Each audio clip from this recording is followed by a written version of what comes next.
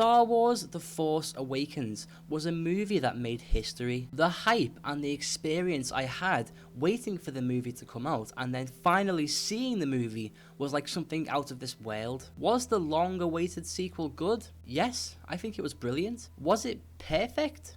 No.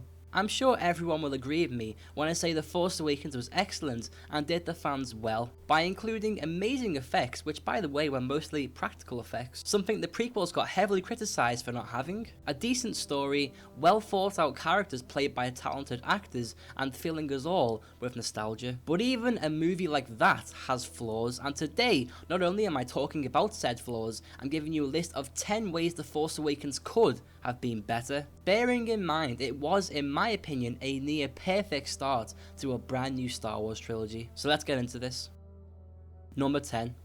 Kicking off this list, we have the tone of the movie. I think everyone in some way will agree with me that this movie was pretty damn sad a lot of the time. When it came to our beloved heroes, it was one bad thing after the other. First of all, we have Han Solo, who pretty much left his wife Leia after their only son turned to the dark side due to naivety and manipulation, and literally murdered what seemed like Luke Skywalker's entire New Jedi Order, who by the way then went into exile, taking full responsibility for what happened. Wait, did I miss something? Oh yeah, there was one more thing actually. Han Solo gets fucking impaled through the chest by his own son after trusting that he'll come back to the light side and back home? What the fuck? Now that's not to say that the emotion triggered by these tragedies isn't powerful, and that's certainly not to say that the original trilogy didn't have sad and dark tones too, because it did. But for the start of a new trilogy, this one seriously packed a punch, delivering to us a seriously emotional rollercoaster. While I did actually like the dark tones, I feel as though in some cases it might have been a bit too much. Number 9. More R2-D2 and C-3PO. Not only are Han, Leia and Luke slowly being replaced, our favourite droids are also slowly being replaced. Think about it. How much BB-8 have you seen over the past couple of years compared to how much R2-D2 you've seen? How much R2-D2 was in the movie? You can probably count on your hand how many scenes R2-D2 was in, and in half of those scenes, R2-D2 isn't even awake and active. He's in low power mode. So for those who are expecting more R2 and C-3PO, you were probably let down. C-3PO had more of a role in the movie than R2, but still, he wasn't in it all that much. It would have been nice to see 3PO and R2 save the day once again as a banterous team, but instead they just hang around the resistance base.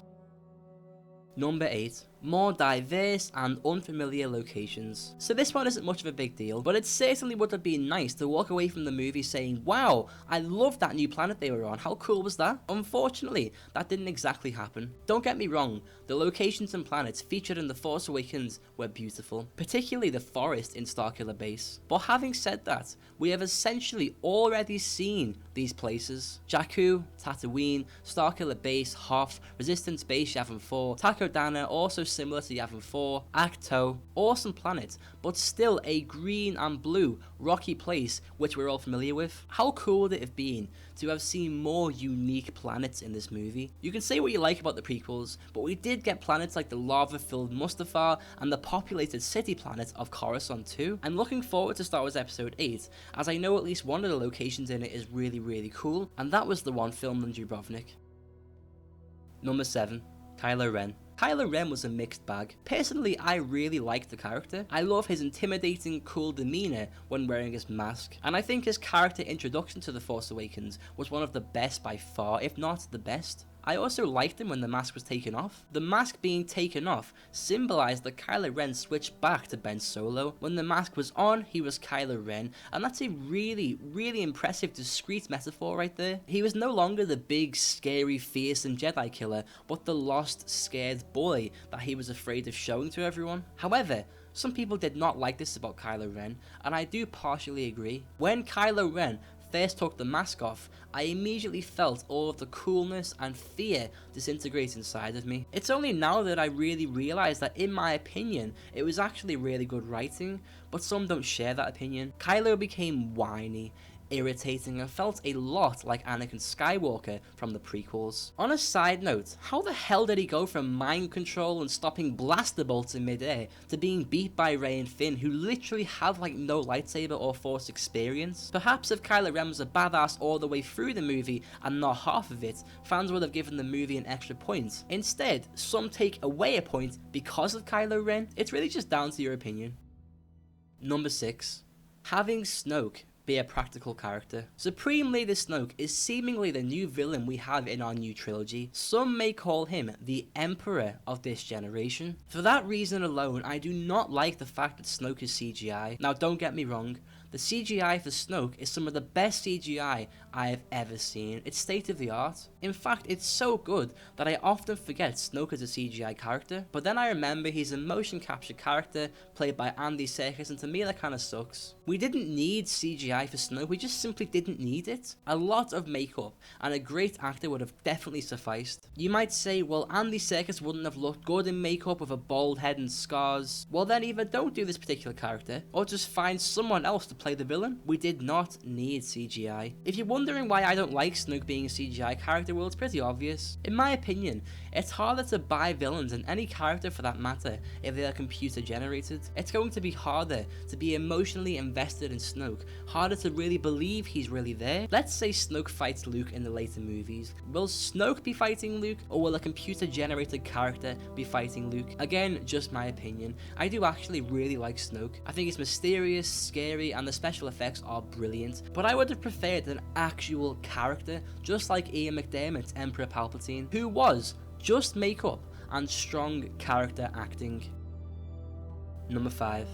Better villains. Don't get me wrong, I like Kylo Ren and Snoke, but like the original trilogy, they are the only two good villains. In the original trilogy, there's Vader and the Emperor, and in this trilogy, there's Kylo Ren and Snoke. In my opinion, these 4 characters are the cool, main, fearsome villains, each with their own unique personality, which by the way, in Snoke and Kylo Ren's case, will grow with another 2 movies on the way, and they're pretty much the only likable villains we get. Tarkin is okay, but still quite boring in the movie. For the record, I'm not including Tarkin in the EU because I'm oblivious to that. Hux isn't that interesting and can be quite annoying, and Captain Phasma is hardly even in The Force Awakens. While I do quite like Hux, I would have preferred an older, cooler General/Admiral for The Force Awakens, and included Phasma a hell of a lot more, and actually show her use her gun in battle and not just walk around with it. That way, we would have had a handful of awesome protagonists and antagonists. Number 4. Treating Chewbacca with more respect. Now this one isn't really important, but it does annoy me. In the movie, after Han Solo dies and Rey and Chewie arrive back at the Resistance base, Leia hugs Rey and they have a moment, while Chewbacca just walks past Leia. Do I even need to explain this one? I'm sure that Chewie and Leia had a moment in regards to Han's death that wasn't in the movie, but why wasn't this shown? Rey and Leia have a moment because Han died, but not Chewie and Leia? Number 3. Explaining things. What is the New Republic? Who are the First Order? The Resistance. Why does Maz Kanata have Luke's lightsaber? How did Poe survive Jakku? What the fuck is going on? Well, I don't know, it's not explained in the movie. One thing I certainly felt after watching the movie was confusion. I had no idea who or what a lot of things were, and it was barely touched upon in the movie. It's only really when you buy a book or read on the internet about these things that you really see what the First Order is or what the Republic is. I'm not saying we dive into the world of the prequels and talk about politics in a Star Wars movie for an hour. Jesus. What I am saying though is it would have been nice to have a brief description about some of the things in this movie. Number 2. Han Solo surviving. Like I mentioned earlier, Han Solo's death added a huge emotional weight to the movie, but if it should have been done at all, I think it should have been done differently. Some see Han's death as being a sacrifice, but I don't understand. What sacrifice did he make?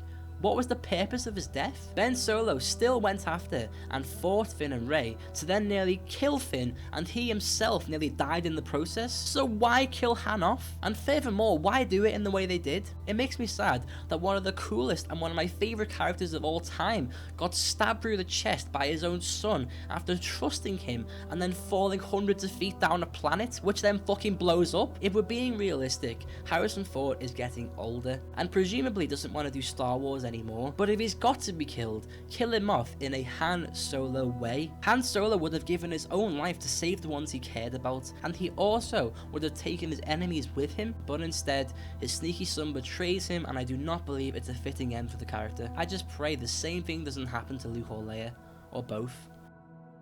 Number 1.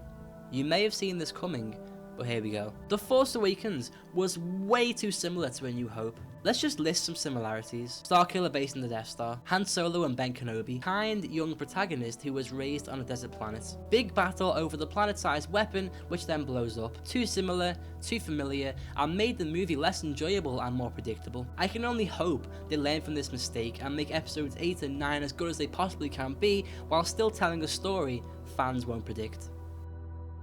Alright guys, that was 10 ways The Force Awakens could have been better. Bear in mind guys, I do love The Force Awakens and I applaud Disney and I applaud J.J. Abrams, I applaud Kathleen Kennedy, the cast and crew of The Force Awakens for making it what it was. I look forward to episodes 8 and 9 and I'm sure they're going to right all the wrongs that they did. So the question now is, do you agree with my list or not? Let me know in the comment section down below. Drop a like on this video if you enjoyed it, that helps me out a lot. If you want to see what your friends think of this list, then give this video a share, subscribe to me for more regular Star Wars videos, and I'll see you soon. Thanks for watching.